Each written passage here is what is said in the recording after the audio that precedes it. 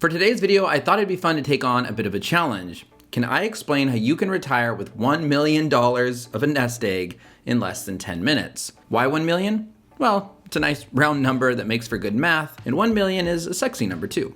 The Dos Comma Club. My name is Frankie, this is The Money Resolution. I put out early retirement finance videos twice a week, so be sure to subscribe if you want more content from me showing up in your feed. Like the video if you're pumped and already like the video, and let's get started. First off, let me stress one key point. You cannot save your way to $1 million. You must invest your savings so your money can grow. If you were to save a whole $1,000 a month, it would take you 83.333 infinity years to get to $1 million. Even stashing $2,000 in cash under your mattress a month would take you 41.666 infinity years. That number just made me say 666, so you know it's bad. Unless you make 3 or 4 times more than the average person, you cannot save your way to $1 million. So let's talk timelines and investing. Your DIY realistic approach to retiring with $1 million starts now. Obviously, the earlier you start saving and investing, the better. Here's a chart from moneyunder30.com that shows how much you'd have to save per month. Assuming a 10% rate of return, which I think might be a little bit on the high end, you would need to save just $179 a month if you have 40 years to save. $481 a month if you have 30 years, $1,382 if you have 20 years, and a whopping $4,964 over a 10-year period. Notice that huge jump from 10 to 20 years, and that's because of the power of compound interest, where your earnings also earn money. The other key in all of this that I don't want to gloss over is that per month part. That means consistently. You cannot take a month off. The best way to do this, by the way, is to automate your savings and investments. I recommend you stash money away every time you get paid, or something like, let's say, the first of the month. Don't leave this up to human emotion or human action. You must automate money moving from your account to an investment account. I do this automatically through M1 Finance is the app that I use, and it's great for that. I do highly recommend it. To get to that 10% earnings, you're gonna need to err against the side of caution. Does that make sense? You're gonna need to throw caution to the wind a bit and go heavy on stocks and very light on bonds. Bonds are safe, but they typically only earn you 2 to 3%. That barely keeps up with the rate of inflation. If you have 10 to 40 years to save, my recommendation is to go all in on stocks. Buy an index fund that replicates the S&P 500 or buy the total stock market index. Don't buy individual stocks. In this video on screen, I gave specific recommendations about what funds you should consider investing in. Check that one out next after this one if you want to know all about investing. Well, not everything, but it's the perfect starting point for picking great funds with low fees. I did say that 10% earnings might be a bit of a high assumption, but also maybe not. We just don't know, and that's the point here. If you look back at the S&P 500, that's the top 500 stocks in the US, over the last 20 years, the average annual rate of return was around 7%. However, if you go back further, over the last 50 years, the average annual rate of return was around 13%. So personally, I like to use a conservative 7 to 8% when making market assumptions about earnings. So that's already the quick nuts and bolts, honestly, about how to save $1 million. But how can you customize this a bit for yourself? Well, first off, you need to set a time frame. If you're 35 now and you want to retire at 65 with 1 million saved and invested, you have 30 years. Then make your investment assumption. So is this going to be that conservative 7%, a little less conservative 8%, or an aggressive 10 or 11%? Then we simply plug in our numbers into any retirement calculator you can find with a quick Google search. This one on screen is from bankrate.com. It'll tell you exactly how much you need to save and invest a month. Then the final but most important step is to automate the savings and automate the investing. This is exactly how you DIY your money to $1 million much faster than you thought was possible. And yeah, this is a bit of a simplification, but simple is good.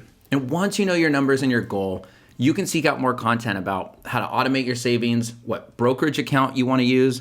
Again, I recommend M1 Finance, but Schwab, Fidelity, and Vanguard are all great as well. And also what funds you want to automatically invest in each month. If you're doing this through a work-sponsored retirement account like a 401k, usually you only need to decide two things: how much you want taken out of each paycheck and what you want to invest in. Picking your funds can be a bit tricky, but I recommend a total stock market index fund from, again, Schwab, Fidelity, or Vanguard. Those tend to have the lowest fees so that your money can grow without much of a drag. You can contribute up to $19,500 annually through a 401k as a single unmarried person, or $26,000 for individuals that are over the age of 50. That's $1,625 a month if you're under 50. That's $2,166 a month if you're over 50. And if those max amount numbers is less than that 1 million number that you've already figured out, then you're gonna need an IRA in addition. With that, you can contribute up to $6,000 a year, which is another $500 a month. Personally, I max out my 401k and I dump all my money into a Fidelity S&P 500 fund. I also max out a Roth IRA using M1 Finance. That gets me to what? $25,500 saved and invested in tax-advantaged retirement accounts. You should absolutely max out any and all tax-advantaged investing accounts before you consider investing on your own as an individual. Now, when you invest on your own, the big pro is that you don't have strict rules and limits in terms of when you can access your money without penalty. The big con, however, is that your money is sort of essentially dealing with taxes twice. Think about this. The money that's in your checking account or your savings account right now, it was already taxed when you earned it before it even hit your account. Then if you invest it, you're gonna pay taxes on your earnings when you take that out of the market as well in the future. If it's been in the market for less than a year, the taxes can be brutal. That's called short-term capital gains tax. It's quite a bit, so if you buy individual stocks or funds on your own, don't touch them for at least a year when you'll only have to deal with long-term capital gains tax. All right. Let's recap because that was a lot of information very quickly. Step 1, determine how much time you need to save this $1 million.